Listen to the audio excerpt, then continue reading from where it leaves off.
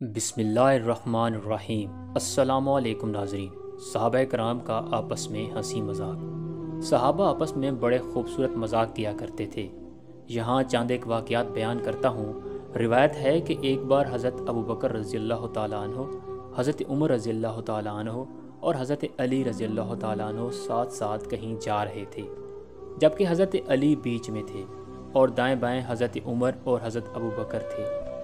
ان دونوں صحابہ کرام کے قد اونچے تھے، جبکہ حضرت علی کا قد نسبتاً نیچا تھا۔ غالباً حضرت عمر یہ حالت دیکھ کر مسکرائے اور فرمایا، علی تم ہمارے درمیان ایسے ہو جیسے لنا میں نون ہوتا ہے۔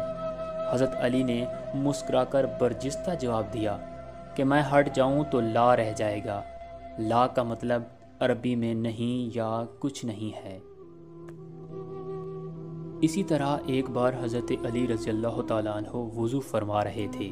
حضرت عمر نے ان کے سر سے ٹوپی اتار لی اور ایک اونچی سی جگہ لٹکا دی۔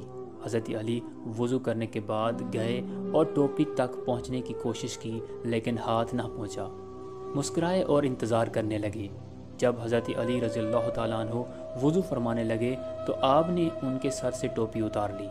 وہیں کسی درخت کے ایک بھاری تنا پڑا تھا، آپ نے وہ تنا اٹھا کر اس کے نیچے ٹوپی رکھ دی۔ حضرت عمر نے وضو فرمایا اور جا کر اس تنے کے نیچے سے ٹوپی نکالنے کی کوشش کی۔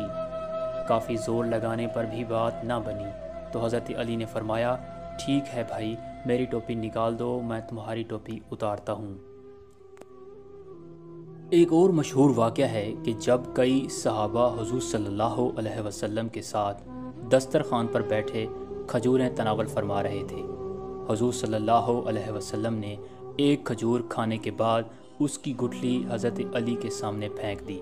صحابہ رضی اللہ تعالیٰ عنہم تو ہر معاملے میں حضور صلی اللہ علیہ وسلم کی نقل فرمایا کرتے تھے۔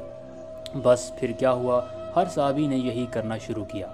تھوڑی ہی دیر میں حضرت علی کے سامنے گٹھلیوں کا انبار لگ گیا۔